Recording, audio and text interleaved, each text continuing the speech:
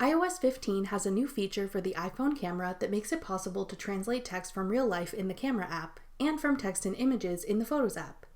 I'm Jessica from techboomers.com, and in this video, I'll show you 2 ways to translate text on iPhone.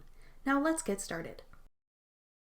To translate text using your iPhone's camera, open the Camera app and point your camera at the text you'd like to translate.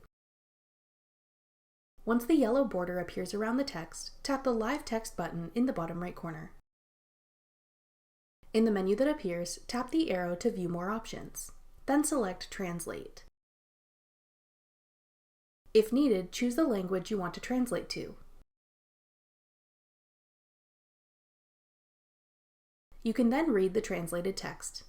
This is super useful to read signs, menus, and other text while traveling. You can also copy the translation if you want to paste it into a note, message, email, or other app.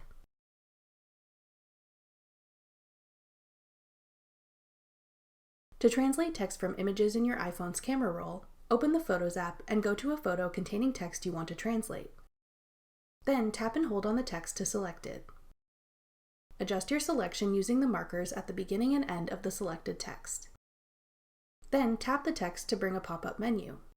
Tap the arrow to see more options, then select Translate. Just like the camera translation tool, select the language you want to translate to if needed. Then read your translated text.